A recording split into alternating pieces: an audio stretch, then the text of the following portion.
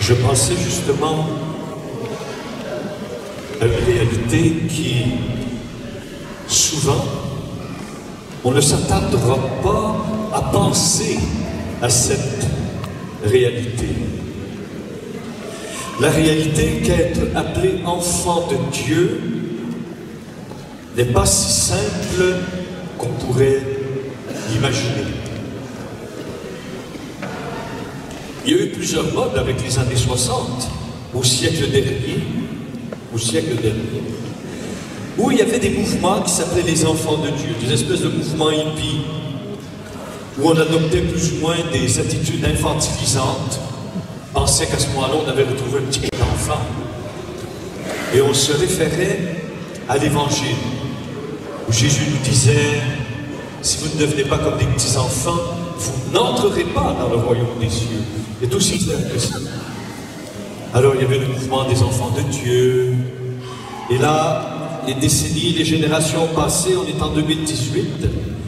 Et là, pour moi, un des pièges qui nous guette actuellement, et c'est à la mode, habillé de couvert de tolérance, un petit peu un couvert de babacou, de hippie justement, c'est qu'on dit, pour éviter tous les problèmes, on dit tout le monde sont des enfants de Dieu.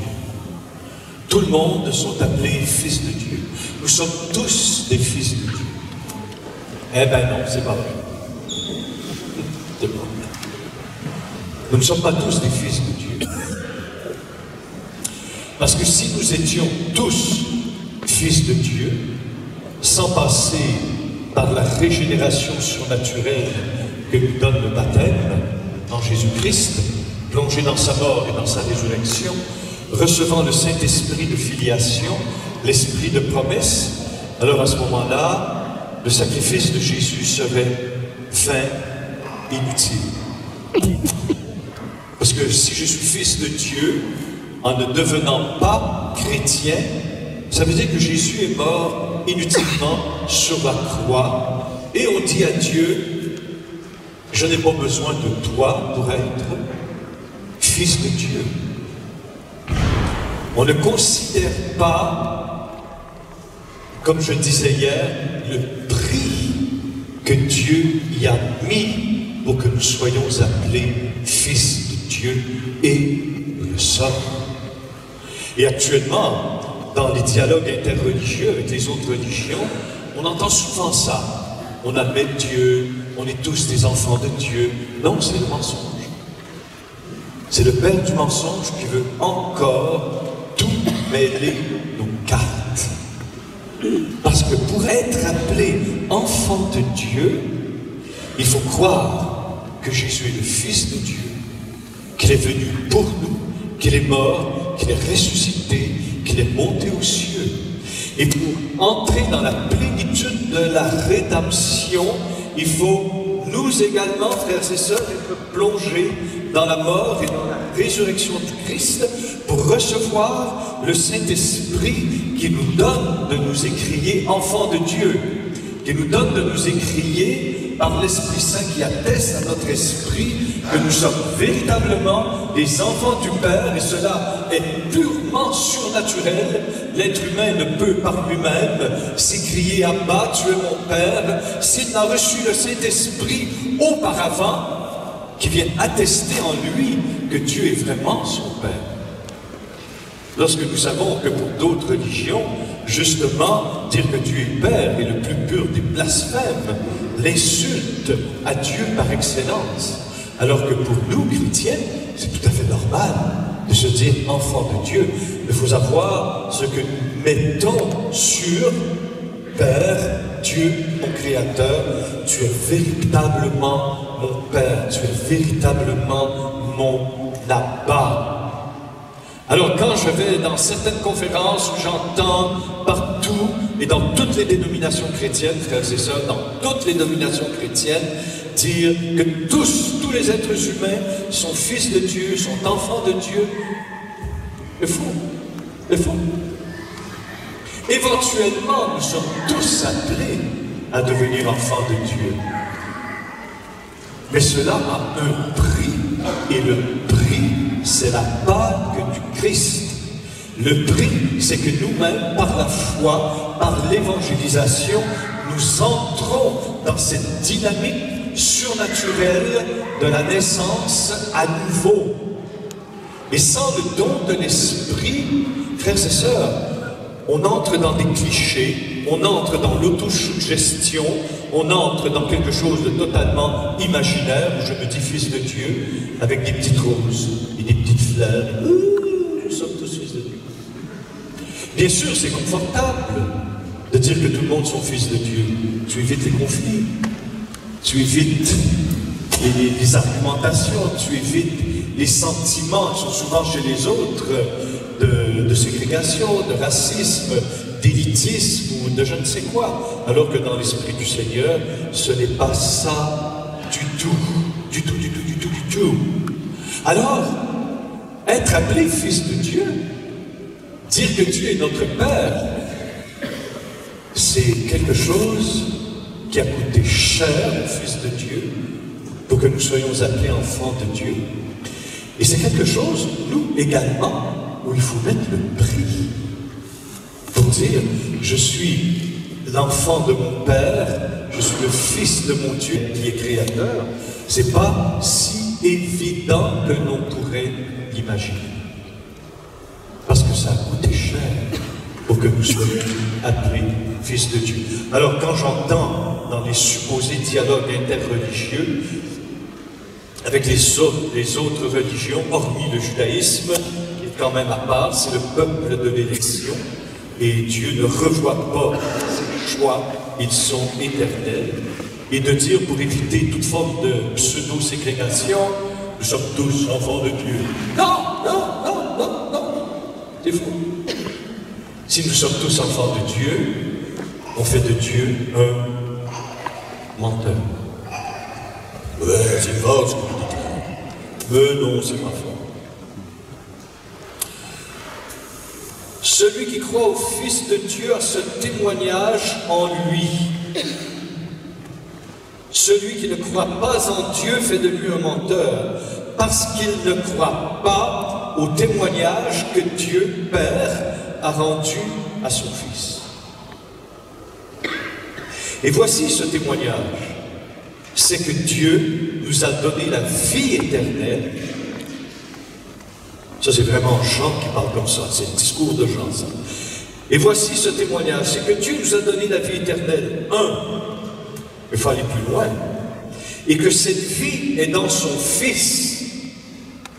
Qui a le Fils a la vie. Qui n'a pas le Fils n'a pas la vie. Wow. Ça c'est la parole de Dieu. Je vous écris ces choses à vous qui croyez au nom du Fils de Dieu, pour que vous sachiez que vous avez la vie éternelle. 1 Jean 5, 10 et suivant. Alors il y a une démarche là-dedans, où la parole de Dieu nous dit que celui qui croit que Jésus est le Fils de Dieu a le témoignage de Dieu lui-même en lui. Et quel est ce témoignage, frères et sœurs? Il faut savoir quel est ce témoignage. C'est le témoignage que Dieu rend à son Fils. Et quel est le témoignage que Dieu rend à son Fils? Ça se résume à quelques témoignages dans les évangiles. Quand Jésus est baptisé par le baptiseur Jean dans le Jourdain, le ciel se déchire, chapitre 1, l'évangile selon saint Marc, le ciel se déchire, l'Esprit Saint vient sur le Christ comme une colombe, et il vient sur lui à demeure. À ce moment-là, le Père révèle, celui-ci est mon Fils bien-aimé, entre parenthèses, depuis toute éternité. Voilà, écoutez-le. L'autre témoignage que le Père rend à son Fils, c'est également lors de la transfiguration. Lorsque Jacques, Pierre et Jean entrent dans la nuée de gloire qu'est le Saint-Esprit qui vient avec la glorification de Jésus en son humanité, et Dieu témoigne encore de son Fils. Celui-ci est mon Fils. Mais nous en demeurons encore, comme à l'étape de l'Exode, nous en demeurons encore à l'extériorité du témoignage de Dieu. Et ça, c'est important ce que je vous dis là, si tu veux bien comprendre la surnaturalité de la vie chrétienne. Amen. Et le grand témoignage, à un moment donné, c'est lorsque Jésus meurt et ressuscite. Ça, c'est le grand témoignage du Père pour son Fils. C'est-à-dire qu'en ressuscitant le Fils, le Père agrée et certifie que Jésus est vraiment son Fils et que son sacrifice pour notre salut lui est agréable dans son offrande d'amour. Alors, il témoigne de ce sacrifice de son bien-aimé en le ressuscitant d'entre les morts. C'est le grand témoignage du Père à son Fils. Et son témoignage du Père à son Fils ensuite se déroule dans le temps où viendra l'esprit de la promesse. L'esprit qui est prophétisé dans Jérémie, dans Isaïe, dans Joël, dans Zacharie. L'esprit de Dieu, même chez Moïse, pour que l'esprit soit répandu sur tout le peuple, pour faire de nous un peuple royal, sacerdotal et prophétique. Alors, le Père encore témoigne que celui-ci est mon Fils bien-aimé, que nous avons à l'écouter en donnant par lui, Jésus, et avec lui, le don du Saint-Esprit. L'Esprit de la promesse. C'est le témoignage que le Père rend à son Fils. En voulant dire deux choses, c'est bien mon Fils. Et la deuxième chose, j'agrée l'offrande qu'il fait de lui-même pour votre salut. Et une parenthèse, frères et sœurs, qu'il faut bien comprendre. Hein? Le Père ne se plaît pas dans les plaies de son Fils, dans la souffrance que Jésus a dû subir pour s'offrir au Père. Le Père prend plaisir à l'offrande de son Fils. Tu comprends? Il y a deux choses. Sinon, on dit, mais ce Père est sadique de faire souffrir son Fils à ce point à notre place. Mais le Père ne prend pas plaisir à voir son Fils flagellé, à se faire arracher des lambeaux de peau complètement par des coups de fouet. Le Père ne se plaît pas à voir son Fils bien-aimé couronné d'épines. C'est pas là que se plaît le Père. Le Père agrée l'offrande de son Fils pour l'humanité. Ce Fils qui dit au Père, « Père, me voici pour eux, me voici en leur nom, je viens donner ma vie en rançon afin qu'ils soient rachetés. » C'est là que l'offrande du Fils est agréable au Père. Et le Père agrée ce mouvement d'amour de son Fils en le ressuscitant des morts, en envoyant le Saint-Esprit sur l'humanité, et cela se manifestera particulièrement au baptême, la grande régénérescence surnaturelle qui vient par le Saint-Esprit. Et sans cette génération surnaturelle, cette régénération surnaturelle, le baptême sacramentel pour nous catholiques, nous ne pouvons pas entrer dans le royaume et encore moins dire à Dieu « Abba !» Pourquoi? C'est ça.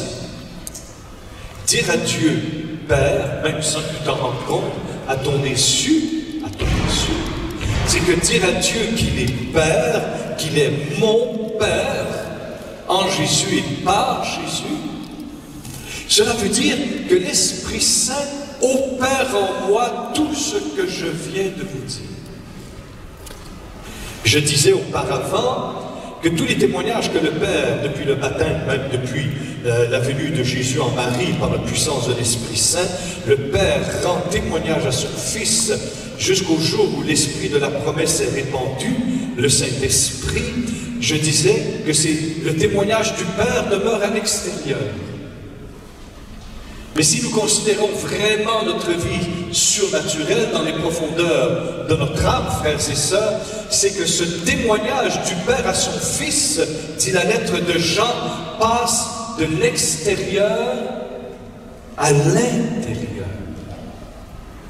Et ce passage du témoignage du Père rendu à son Fils, qui est tout extérieur, ce passage de l'extérieur à l'intérieur n'en demande pas moins qu'une renaissance surnaturelle où l'être humain est plongé véritablement dans la mort. Parce qu'à un moment donné, quand tu as été baptisé, tu es entré dans la mort, véritablement tu as été mort un jour, et que tu mords, ressuscites dans la grâce, et sans cette régénération surnaturelle, qui est essentiellement spirituelle, tu es incapable non seulement de proclamer, mais de vivre de l'intérieur le témoignage que le Père rend à son Fils. Voilà pourquoi, dans la lettre de Jean, le témoignage que Dieu a rendu à son Fils, il est en nous. Il est en nous, ce témoignage. Alors, la vie filiale en nous est une participation à la vie trinitaire qui est Trinité depuis toute éternité. Et plus ta vie sera profondément chrétienne, plus tu entendras, plus tu vivras en toi le témoignage que le Père rend à son Fils. Parce que maintenant, ce témoignage qui était à l'extérieur est intérieur, est intime. Et notre vie surnaturelle intérieure, c'est d'être témoin du témoignage que le Père, en toi, rend à son Fils. C'est ça, le témoignage de la Trinité Sainte en nous-mêmes. Voilà pourquoi, frères et sœurs, le Père, la parole de Dieu nous dit que Dieu, notre Père, nous a donné la vie éternelle. Et cette vie éternelle est dans son Fils. Qui a le Fils, par la foi, a la vie éternelle. Qui n'a pas le Fils, n'a pas la vie éternelle. Et ce n'est pas à nous de juger et de dire qui a cette vie, qui ne l'a pas. Le plan de Dieu nous échappe. Nous en restons là. Et ce témoignage, plus nous vivons de Dieu, plus nous vivons en Dieu et avec lui, nous portons en nous ce témoignage. C'est ça, la vie surnaturelle, la vie mystique chrétienne, c'est que de plus en plus, et cela consciemment, c'est que conduit par le Saint-Esprit en toi, tu participes au témoignage que le Père rend à son Fils. Et ce témoignage, il est au plus profond de lui-même. Le Père témoigne de son Fils. À l'intérieur de toi, le Père dit, celui-ci est mon Fils, écoute-le.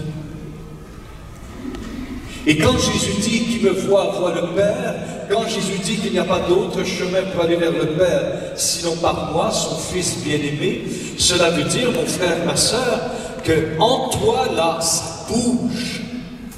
La vie surnaturelle, ça bouge. Autrement dit, le Père témoigne de son Fils, et à son tour, en moi-même, dans l'onction du Saint-Esprit, dans la présence de l'Esprit, Jésus nous révèle le Père. Jésus nous révèle le Père.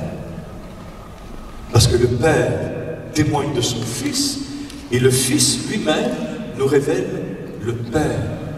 Et celui qui rend efficace, effectif, en nous, ce témoignage du Père pour son Fils et du Fils pour son Père, c'est le Saint-Esprit.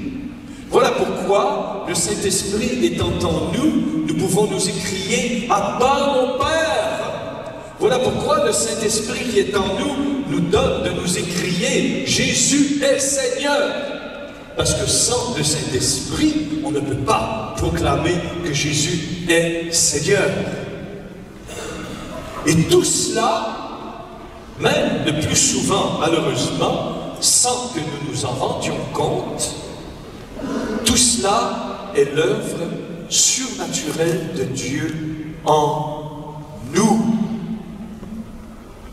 Dans ta vie de baptisé, dans ta vie chrétienne.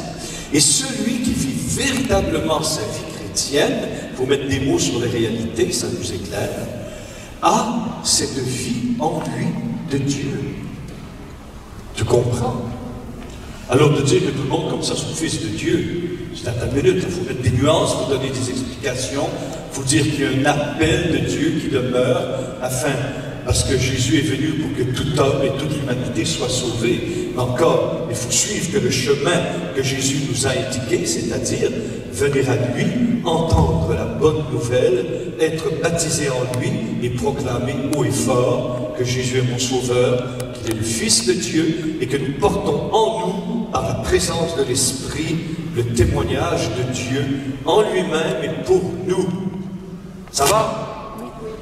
C'est pas trop dense, pas trop... mais suivez un petit peu, parce qu'on m'a dit que c'était un petit peu un week-end de transformation et de croissance. Donc, c'est pas de l'évangélisation. Amen. Alors, qui a le Fils a la vie. Qui n'a pas le Fils n'a pas la vie. C'est tout simplement normal. Et frères et sœurs, peu importe que tu parles de la vie surnaturelle, peu importe que tu parles de la vie naturelle, le cosmos, notre création, dans l'infiniment grand, dans l'infini petit, dans le monde invisible, tout a été créé par la parole que le Père proclame. On ne peut pas faire l'économie du Fils de Dieu. Alors c'est pour ça, frères et sœurs, quand j'entends, pardonnez-moi de dire des choses aussi clairement et ouvertement, quand j'entends des gens nous dire que tous nous avons le même Dieu, non, non, non, c'est faux, c'est faux. Si nous avons tous le même Dieu, je dirais ça à des assemblées, je vous invite tous à ployer devant celui qui a reçu le nom qui est au-dessus de tout nom, où tout genou doit fléchir. Et celui qui a reçu le nom qui est au-dessus de tout nom, c'est Jésus-Christ, le Seigneur. Pour nous, on ne peut pas dire qu'il y a un Dieu suprême au-delà de, le Dieu suprême au-delà de et Père qui engendre Jésus-Christ depuis toute éternité dans la puissance du Saint-Esprit. Si tu dis que nous avons le même Dieu, tu t'agenouilles et tu proclames que Jésus-Christ est Fils de Dieu, qu'il est Dieu de même nature que le Père et le Saint-Esprit, et cela depuis toute éternité. Sinon, on n'a pas le même Dieu. Excusez-moi, mesdames et messieurs. Dans des places, hein? Et cela, sans aucune condamnation de personne. C'est pas une question de condamner, d'envoyer foutre tout le monde en enfer. Pas du tout. C'est de dire, cela est la vérité. Frères et sœurs, quand est-ce qu'on va comprendre qu'être chrétien, c'est pas confortable? On est carrément en conflit contre l'esprit du monde. Regardez les centaines de milliers de chrétiens qui ont été massacrés depuis une vingtaine d'années seulement. Si on avait le même Dieu, on ne les massacrerait pas. Ayez un petit peu d'intelligence. C'est des choses qu'il faut dire simplement, mais clairement, sans aucune condamnation. Mais de dire, oh, attends une minute. Moi, j'ai dit ça à des musulmans, une fois qu'ils sont venus me voir chez moi, à l'église. Nous avons tous le même Dieu. J'ai dit non. J'ai dit, si tu crois qu'on a le même Dieu, j'ai dit, avec moi, tu confesses que Jésus est Seigneur, qu'il a un seul Sauveur et qu'il est Dieu, un avec le Père et le Saint-Esprit. Oh, wow! J'ai senti tout de suite le combat spirituel venir en force, hein, avec les gens partis. Mais moi, je passe pour le méchant. Oh, le chrétien qui n'a rien compris à la charité. Mais la véritable charité, c'est de proclamer la vérité, afin que tous accueillent le salut en Jésus-Christ et aient la vie éternelle. Ça, c'est la charité. Ce n'est pas ce n'est pas compromettre la vérité. Ce n'est pas condamner les autres, c'est dire tout simplement, moi je suis ceci, chrétien. Et pour dire, moi je suis chrétien, enfant du Père, cela est strictement et fondamentalement surnaturel et aucun être humain ne peut y accéder par ses propres forces. Cela ne peut être que don, parce que c'est infiniment au-delà de l'être humain, et cela, l'être humain, par ses propres forces, ne pourrait jamais, jamais, jamais, jamais, jamais atteindre. Alors, frères et sœurs, il faut proclamer la vérité et dire ce que nous sommes, et prendre conscience que dire « Abba Père, je suis ton enfant », même hier, nous chantions, puis il y avait une belle présence du Papa qui venait nous bénir. Beaucoup ont reçu cette libération des larmes. Je vous voyais beaucoup dans l'assemblée qui pleuraient, qui laissaient couler des larmes, tout simplement. Mais cela, frères et sœurs, c'est qu'il y avait en nous et au milieu de nous une action surnaturelle de Dieu. Quand on parle de surnaturel, il faut savoir de ce qu'on parle. Des guérisons, puis toutes ces choses-là. C'est un phénomène ordinaire de la présence de Dieu. Mais pour moi, quand on parle de surnaturel, c'est vraiment la vie divine qui se déploie en nous par la grâce. Qu'est-ce qui se passe dans les profondeurs de l'être lorsque la Trinité Sainte me plonge dans sa vie et se plongeons par la grâce dans la vie surnaturelle de Dieu qui vit de cette vie depuis toute éternité, frères et sœurs? Ça, c'est le vrai surnaturel. Ça, c'est le vrai surnaturel. Là, tu n'hésites plus parce qu'il n'est pas donné à l'être humain de participer à cette vie. Amen. Amen. Alors, quand on dit que nous sommes tous des enfants de Dieu, moi je rajoute éventuellement. Éventuellement. Mais rappelez-vous, pour beaucoup, ce que j'enseignais, quand vous avez été baptisés, frères et sœurs, vous avez été morts réellement. La vie s'est arrêtée à un moment donné durant ton baptême. Tu as été mort, On aurait pu t'enterrer, capote, T'es mort. Un jour, tu fus mort. Réellement. Pour être plongé dans la mort et dans la résurrection du Christ, il faut mourir. Il faut mourir.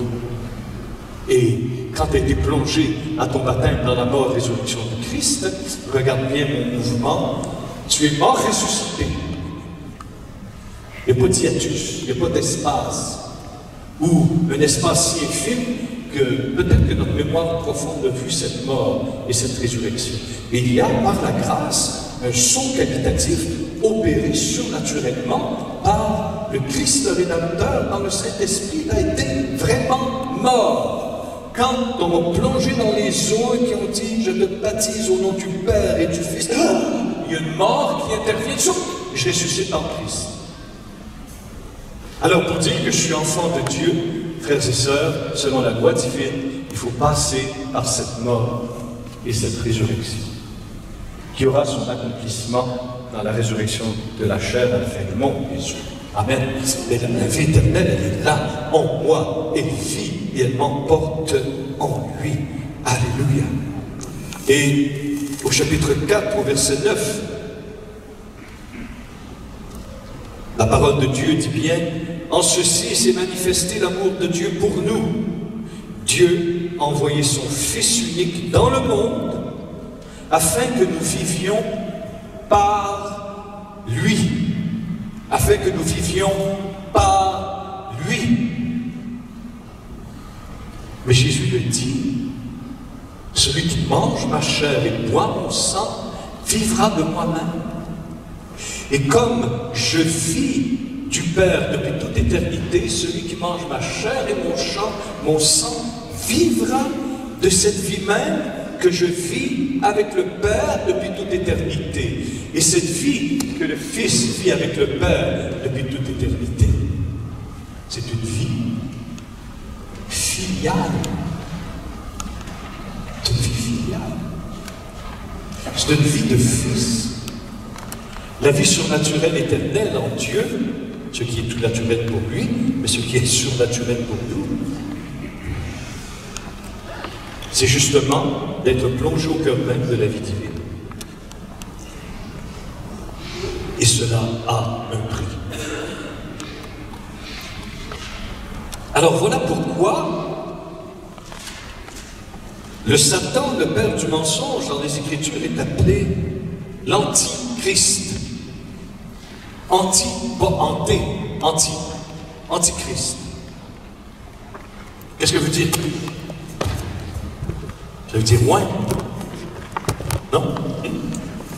Alors, Antichrist, ça veut dire celui qui s'oppose non seulement au moins qu'est notre Seigneur Jésus-Christ, mais qui va s'opposer à tout épanchement de l'onction sur le peuple de Dieu. Ça, c'est le boulot de l'Antichrist. D'empêcher toute forme de bénédiction, toute forme d'onction d'être épanchée sur le peuple de Dieu.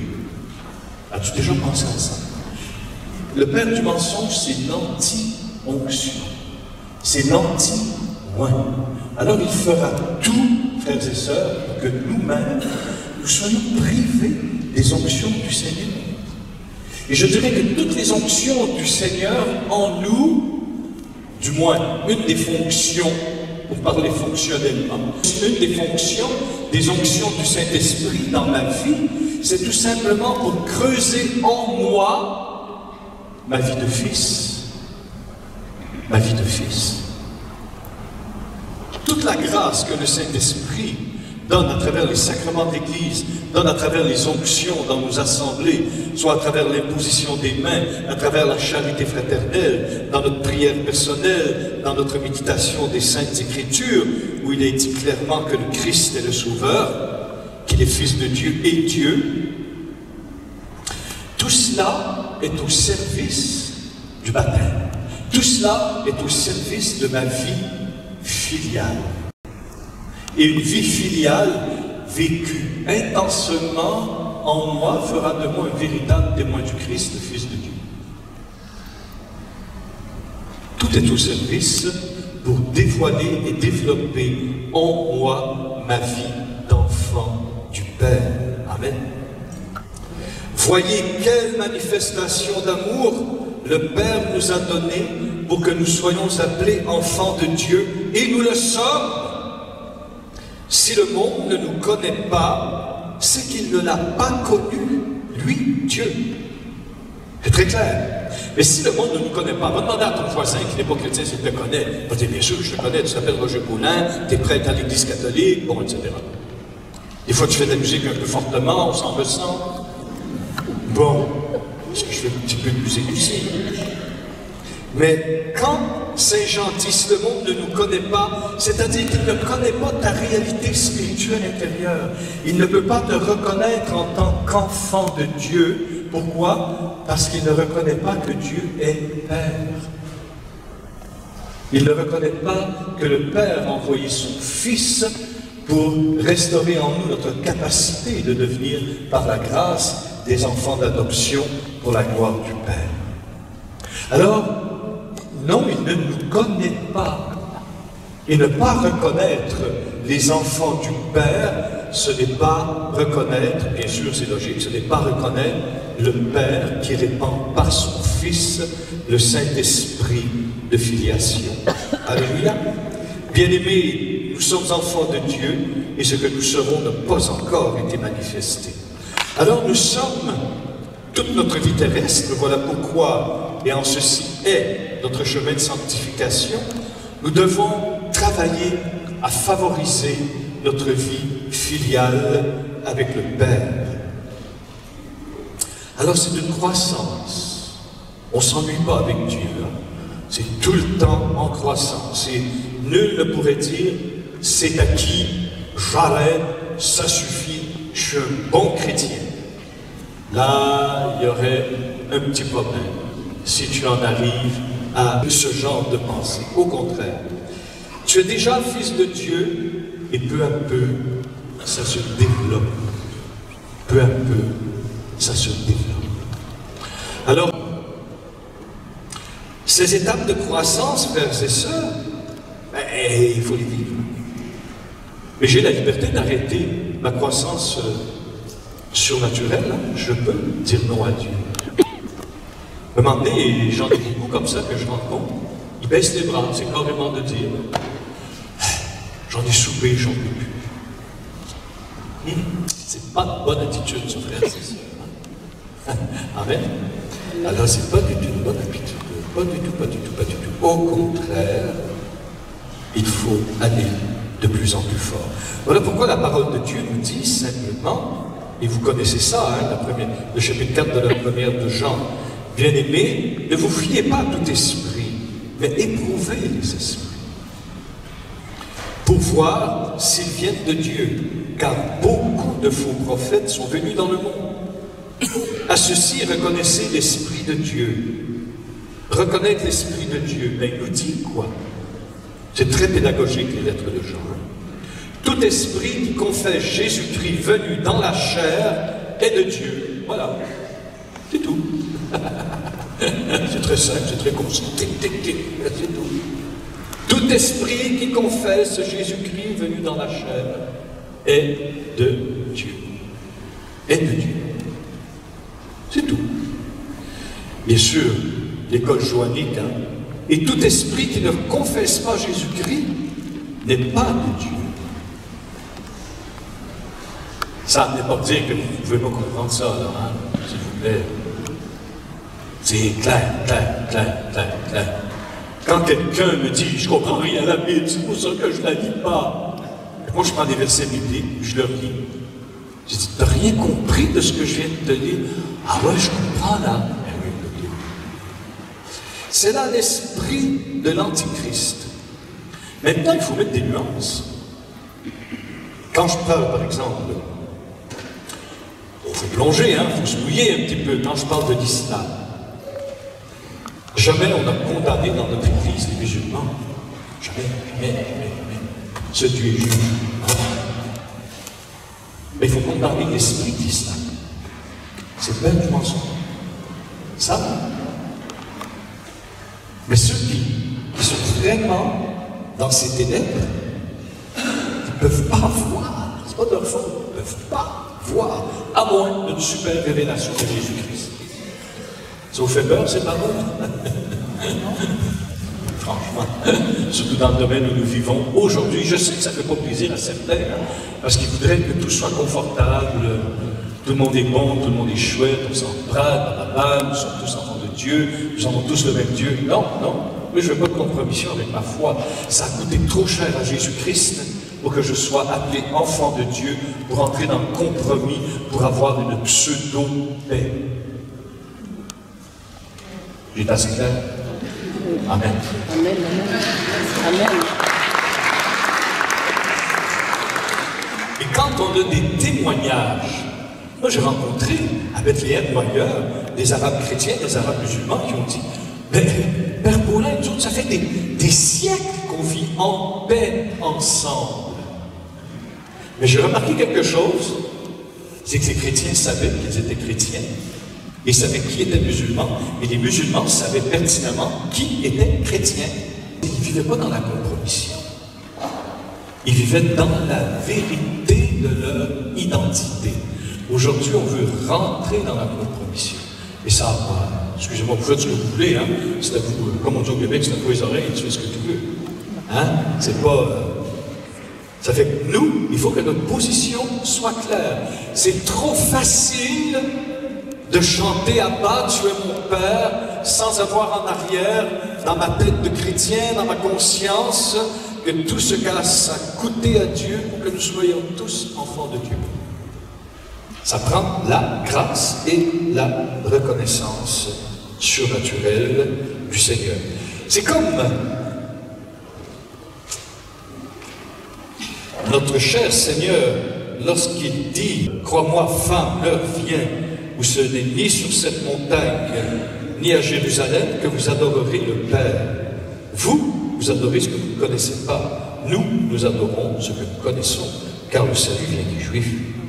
Mais l'heure vient, et c'est maintenant, où les véritables adorateurs adoreront le Père en esprit et en vérité, car tels sont les adorateurs que cherche le Père. Par 3 fois, Jésus, dans son enseignement, dans sa révélation, nous dit « Adorez le Père ». Où les véritables adorateurs adoreront le Père, car tels sont les adorateurs que cherche le Père. Remarquez que Jésus ne dit pas Dieu, hein? Il dit Père. Donc pour adorer le Père, car Dieu est esprit, et ceux qui adorent, c'est en esprit et en vérité qu'ils doivent adorer, pour appeler Dieu Père et l'adorer en esprit et en vérité comme Père. Implicitement, tu reconnais qu'il est Père depuis toute éternité, qu'il engendre son Fils en lui donnant la vie divine depuis toute éternité, sans commencement ni fin, et que pour vivre de cette vie divine, tu dois recevoir le Saint-Esprit qui te donne d'accueillir la rédemption dans le Christ, qui te rend à nouveau capable d'être fils adoptif dans le Christ.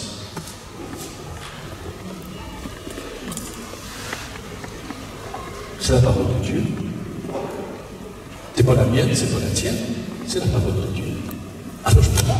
Moi, si je veux m'appeler chrétien, il faut que je prenne ça, c'est tout, c'est tout. Et il dit bien Père. Alors, pour adorer le Père, c'est simple ce que je vais te dire, hein. Pour adorer le Père, il faut être des fils. Il faut être des filles. Banal, vous me direz, avant d'être un des fils ou filles de Dieu, mes amis. Cela présuppose une vie surnaturelle dans le Christ qu'on ne peut que recevoir et incapable de se procurer par nous-mêmes. Tu comprends? Je continue. Alors, c'est comme qu'on parle d'un chant nouveau dans les psaumes. Mais sur les lèvres du Seigneur, un chant nouveau. Il y en a qui disent c'est le cantique de Moïse, d'autres disent c'est le don des langues. Mais il faudrait aller un petit peu plus loin que ça. Le chant nouveau, parce qu'avant le don de l'Esprit, on ne pouvait pas chanter ce chant nouveau. Le chant nouveau que le Saint-Esprit met dans nos cœurs et sur nos voix, c'est un chant qu'on élève vers le Père. Ça, c'est un chant. Le chant de l'homme nouveau, rené dans le Christ, c'est un chant filial. Ça, c'est la nouveauté du Christ que nous avons à apporter au monde. Parce que partout que tu vas, chez les athées, dans l'hindouisme, dans l'islam, dans les autres religions, même jusqu'à un certain point dans le judaïsme, frères et sœurs, on ne peut pas chanter ce chant nouveau si nous ne sommes pas habités surnaturellement par le Saint-Esprit. Non seulement habités, mais transformés. Je ne suis plus le même. Qu'est-ce que fait en nous le baptême? Parce que c'est du baptême qu'on parle, hein, cette renaissance surnaturelle dans le Christ.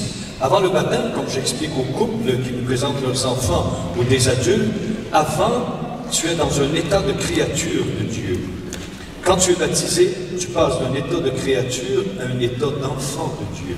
C'est totalement différent. Parce que tant que tu es une créature de Dieu, c'est-à-dire tout être humain, quel qu'il soit, créé par notre Dieu, et le Père, et le Fils, et le Saint-Esprit, n'a pas cette relation filiale avec le Père. N'a pas non plus cette relation fraternelle avec Jésus, et encore moins habité par le Saint-Esprit. Tu comprends ce que je veux dire? Alors, le baptême te fait passer d'un statut de créature à un statut d'enfant de Dieu. Et ce fossé, ce passage que nous fait faire le bon berger, parce qu'il connaît les ravins de la mort, voilà pourquoi nous traversons en lui les ravins de la mort, mais nous ne craignons pas, car le berger nous accompagne de Saoulette et il a vaincu les ravins de la mort qui nous séparaient de cet état d'enfant de Dieu. Mais encore faut-il dépasser ces ravins de la mort. Et quand nous avons été baptisés, nous avons passé dans ces ravins de la mort. Est-ce que tu savais ça? J'espère. Alors la parole de Dieu nous dit, c'est un texte que j'aime beaucoup,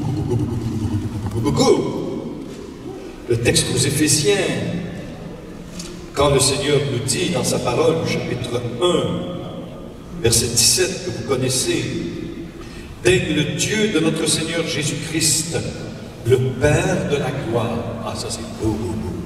Le Père de la gloire. Waouh!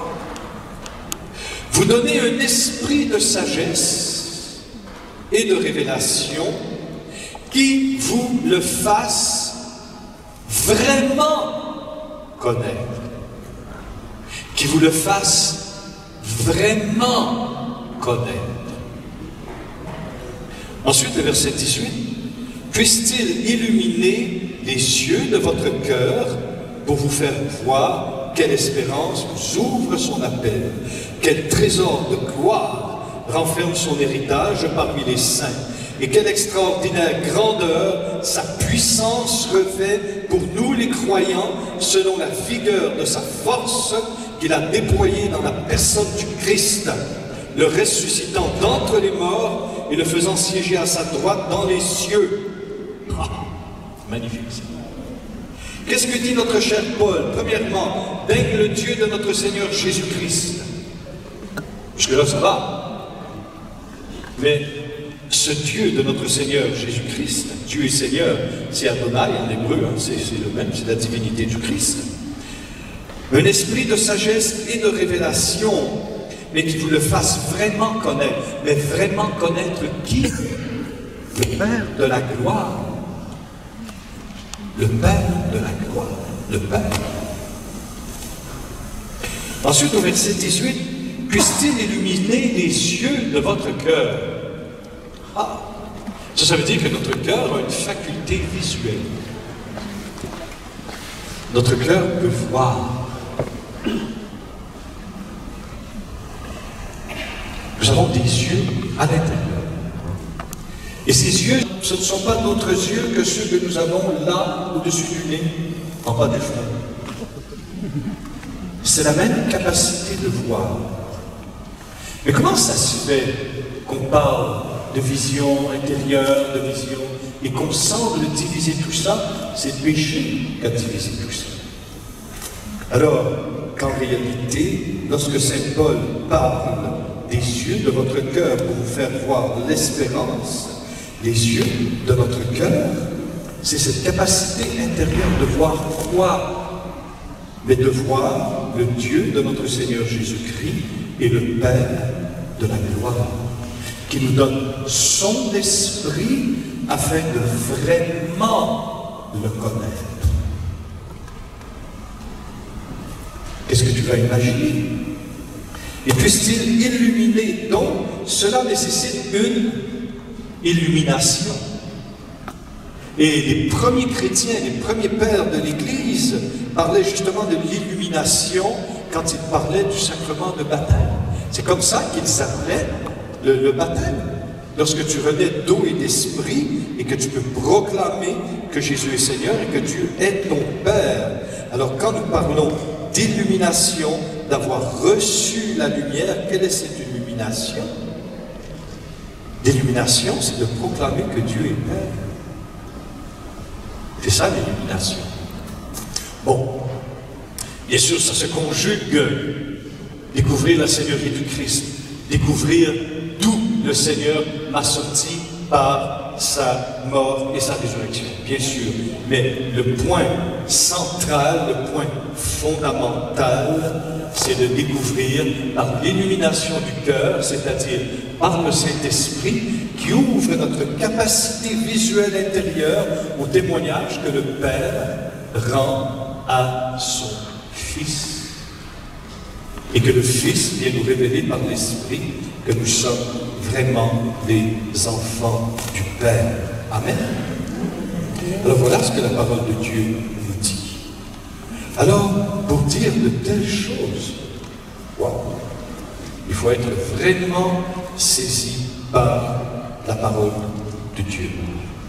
Voilà pourquoi, en Galates 4, par exemple, vous connaissez ces versets, hein, et la preuve que vous êtes des fils, c'est que Dieu a envoyé dans nos cœurs l'esprit de son Fils qui crie « Abba ».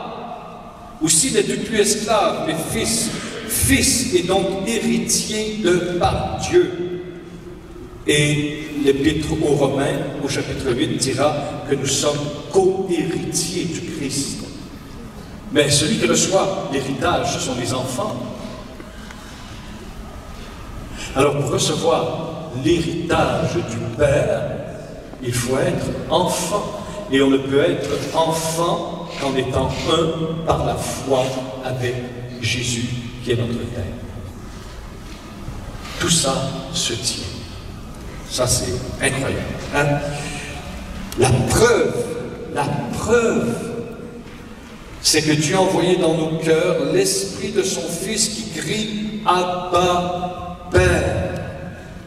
Vous êtes fils, donc héritier, Paul rajoutera aux Romains, co-héritier du Christ. Nous recevons l'héritage des enfants de notre Père. Alors, ne pas confesser que Jésus est le Fils de Dieu et que par l'Esprit, il fait en nous les fils du Père, c'est nier que Dieu soit Père. Niant que Dieu soit Père, tu te prives de l'héritage. Ah oui? Si tu ne te reconnais pas son Fils rené dans le Saint-Esprit, tu te fermes toi-même à l'héritage. Ce n'est pas Dieu qui nous condamne, c'est que nous nous fermons à l'héritage que seuls les fils peuvent recevoir. C'est tout. Mon Dieu, c'est compliqué ça. Hein? Tu comprends, mon frère, ma soeur? Alors, il faut dire justement au monde, dans l'évangélisation, que Dieu veut faire de nous ses enfants par la rédemption du Christ, par la régénérescence surnaturelle, et que vivant et reconnaissant que Dieu est mon Père, je suis à ce moment-là dans un état de fils, et je suis en mesure de recevoir en Christ et avec lui le même héritage que le Père donne à son Fils depuis toute l'éternité. Mais si je ne reconnais pas que Dieu est Père, je ne reconnais pas que je suis son Fils, donc je n'ai pas droit à l'héritage. Ce n'est pas la faute de Dieu, c'est ma faute. Coucou! Franchement, enfin, si vous n'avez pas compris ça, là, il y a quelque chose qui ne va pas. Hein? Et il faut comprendre ces petites choses-là pour être bien dans sa boue et bien croire les choses. Et l'Épître aux Hébreux ne dira pas autre chose au chapitre 9. La parole de Dieu nous dit en Hébreux 9,16 « Car là où il y a testament, il est nécessaire que la mort du testateur soit constatée. Un testament, en effet, n'est valide qu'à la suite du décès, puisqu'il n'entre jamais en vigueur tant que vit le testateur. Si tu ne reconnais pas que Jésus est Christ et qu'il est mort sur la croix, mais vraiment mort, et que tu ne peux pas hériter. Puisque pour hériter, il faut que la mort soit constatée et pour nous professée. Mais si, comme tant d'autres religions, qui disent que Jésus était tellement saint que Dieu a enlevé, il a mis quelqu'un d'autre à sa place, ils inversent la dynamique de la rédemption, parce que la dynamique de la rédemption, c'est que la place sur la croix était pour nous, mais Jésus, grâce à l'amour du Père, a mis son Fils à la place. Eux autres, ils disent non, Jésus était tellement saint qu'il a enlevé au ciel et il a mis quelqu'un d'autre à sa place. C'est bizarre de Dieu, ça. Vraiment, on n'a pas le même Dieu. Alors, c'est ça que nous dit la parole de Dieu. Si un testament, en effet, n'est valide qu'à la suite du décès, puisqu'il n'entre jamais en vigueur tant que vit le testateur. Un testament, en effet, n'est valide qu'à la suite du décès. Mais si tu ne reconnais pas que Jésus est mort, toi-même, tu te prives de l'héritage qui vient du Père. Et là, qui vient du Fils. Parce que Jésus nous donne tout son héritage éternel à nous, ses enfants, ses disciples. Mais nier le décès de Jésus sur la croix, c'est que toi-même, tu te coupes de l'héritage. Parce que pour hériter, il faut constater légalement que la personne est décédée. C'est logique. Alors attention, hein, tu as besoin d'être bien fondé dans ta vie chrétienne.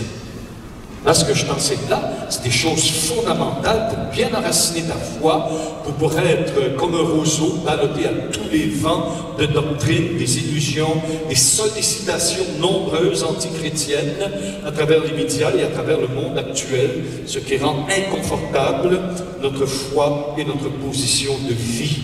Mais nous avons pris position pour le Christ. Nous avons pris position pour la vérité. Et cette vérité n'est pas la nôtre. Elle est venue de Jésus-Christ. Vous nous imposez votre vérité. Moi, je dis, mais non, c'est pas la mienne. Moi, Jésus a dit, je suis vérité. C'est celle-là que je prêche. D'accord? Mes frères et sœurs, ce n'est pas une position confortable. Et réjouissez-vous, elle sera de moins en moins confortable. Parce que le conflit actuellement est à l'état pur. Boum, boum, boum, boum. Le Seigneur nous l'a dit, mais mon royaume n'est pas de ce monde. Pourquoi vous scandalisez de cela? Pourquoi vous surprendre de cela? Qu'il y ait une telle animosité qui est en train de monter face aux chrétiens, face à l'Église du Christ. C'est normal, c'est normal. On n'est pas de ce monde. C'est nous les extraterrestres. Ils cherchent les exoplanètes, vous en mettez, on est là, les chrétiens, c'est l'Église. Ah oui. Et les gens, les chrétiens, n'oubliez pas, hein, quand tu crois en Jésus-Christ, tu fais un pas de 2000 ans. Croire aujourd'hui en 2018 que je suis chrétien, et tu as 2000 ans d'avance sur l'humanité qui ne croit pas encore en Jésus-Christ. On est toujours 2000 ans d'avance. Tout le temps, tout le temps.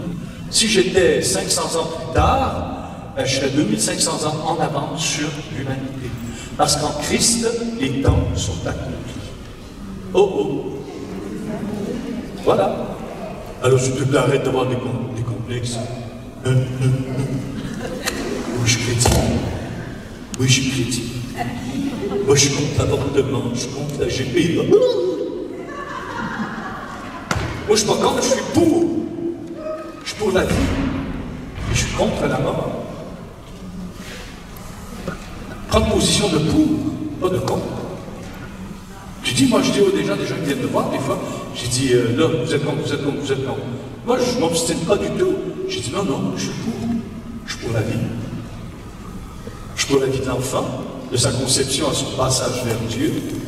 Je suis contre cette espèce de location de l'utérus, où je fais d'une femme encore plus un objet d'entreprise qui va rapporter des sous, mes frères, qui va rapporter du fric. Ce qui est derrière ça, c'est toujours le fric, mais qu'on habille de compassion. C'est pas de la compassion, c'est du meurtre déguisé, où on utilise l'être humain comme un objet, comme une entreprise, comme une industrie. Mais c'est pas facile. C'est pas facile de dire ça aujourd'hui. C'est pas facile. Alors, fils de Dieu, enfants de Dieu, nous le sommes en réalité, pas par nous-mêmes, par la grâce. Cela n'est pas un sujet d'orgueil, un sujet de fierté, oui, mais non pas d'orgueil. Parce qu'au contraire, nous recevons cette grâce. Nous avons à la transmettre par l'évangélisation au monde entier, ce qui devrait normalement nous tenir dans une attitude joyeuse et humble. Et la véritable humilité se vérifie à l'aune de ta joie. De ta joie. D'ailleurs, comme je dis tout le temps, j'en ai les droits d'auteur aussi. C'est ce qui fait qu'un véritable chrétien est rempli d'humour. Et le mot humour est fait d'humilité et d'amour.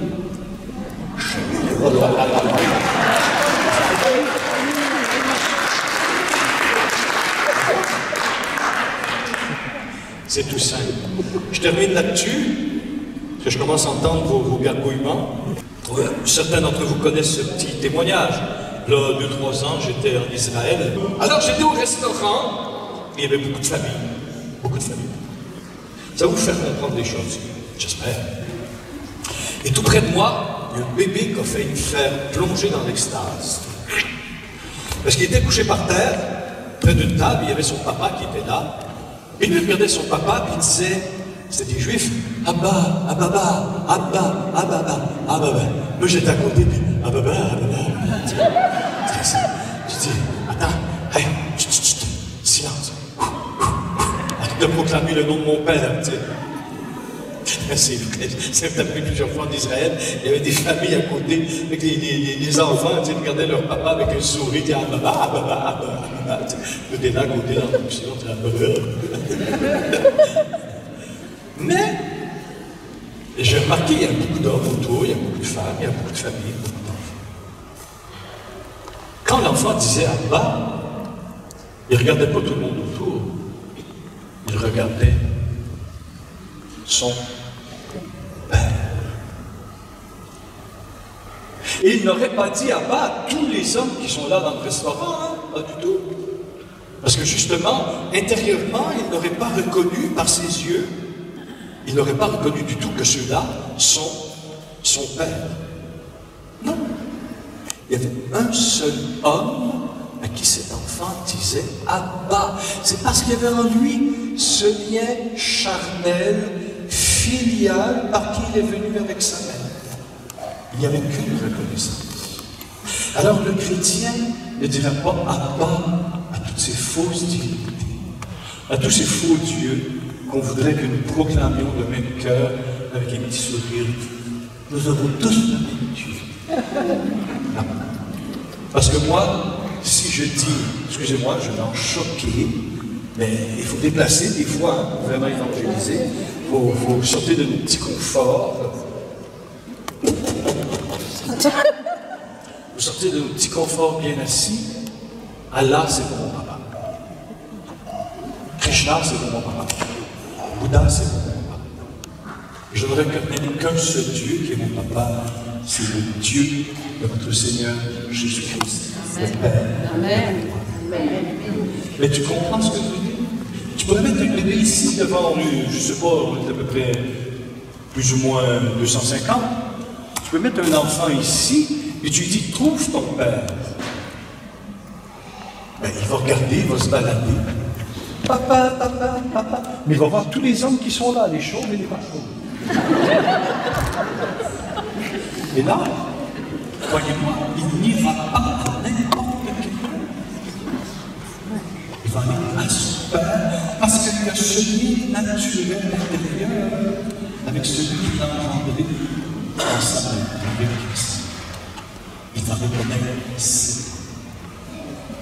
Alors, si on dit tous que, peu importe nos religions ou notre pseudo-athéisme, qu'on dit que nous avons tous le même Dieu, que nous sommes tous enfants de Dieu, mais moi je vais leur dire, oui, ok, d'accord. Alors tu vas dire Abba à celui qui est le Père de notre Seigneur Jésus-Christ depuis toute éternité. Moi je vais être logique dans ma tête, hein? Je vais être logique. Pour moi, Abba, c'est le Père et Seigneur de notre Seigneur Jésus-Christ. Alors confesse le même Dieu. Confesse. Papa! C'est mon papa! On applaudit Dieu! Alléluia!